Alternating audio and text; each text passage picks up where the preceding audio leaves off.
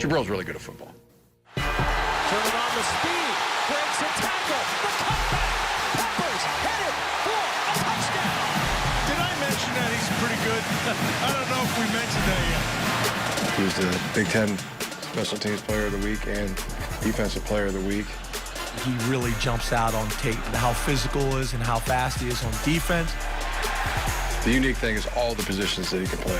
Peppers on the roll, cuts it inside, and touchdown, Jabrill Peppers. Jabrill Peppers has been everywhere. They give out a trophy for that sort of thing. I definitely wanted to make a statement on offense today or wherever I could. He's good at football. New Jersey native Jabrill Peppers did not disappoint his home folks last week with an impressive performance in Michigan's 78-zip rout of Rutgers. Peppers ran for a pair of touchdowns and had another score on a punt return called back.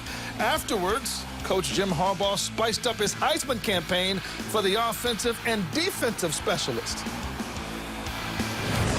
I'll let you in a little secret. That run he made, the one touchdown he got in on, where he's bootlegging out to the right, was a throw, and there's nothing he can't do. It's the darndest thing I've ever seen, and so my humble opinion, I believe that we're looking at a Heisman Trophy winner and candidate. Well, Nicole, Jim Harbaugh not passing up any opportunity to heap praise upon Jabrill Peppers or to take advantage of his half-price steak at Ruth Chris in Ann Arbor. But you wrote about this week. Harbaugh comparing Peppers to one of the all-time greats in college football. Yeah, he went Jim Thorpe on his comparison when I asked him if he's ever coached a more versatile player. He said no, and then he couldn't even think of someone that anyone else had coached until he came up with Jim Thorpe.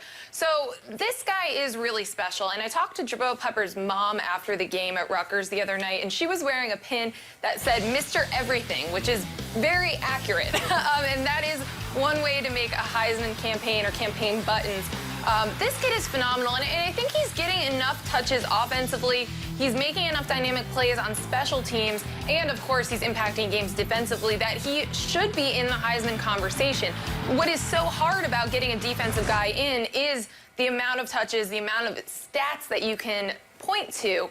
But I think the way that Michigan's using him in so many different ways and lining him up at so many different positions, they're really playing up that versatility and also getting him all over the stat sheet and all over the highlight reel.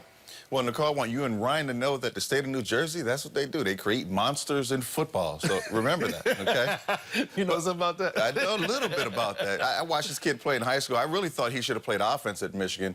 And I think he is a special player that has the ability to stuff the stats. The first thing, though, is he's got to handle business on defense. There's got to be big numbers there. And I'm a little disappointed in Coach Harbaugh. I don't think you have to go back to football without a face mask to remember the last dynamic dual-threat guy that played offense and defense, and that was Charles Woodson. And I had a chance to watch him up close and personal when he picked me off in the '97 Ohio State-Michigan game. You'll watch him right here, this one-handed grab where we saw Jabrill Peppers hurdle a guy on the sideline, got up just as high. I remember him catching a dig in the Ohio State football game, returning a punt, and also intercepting that ball in the end zone. 2 picks here against Michigan State. So those marquee matchups are important. Jabrill will have those opportunities against Michigan State and Ohio State, and you want to have those flashes of brilliance there.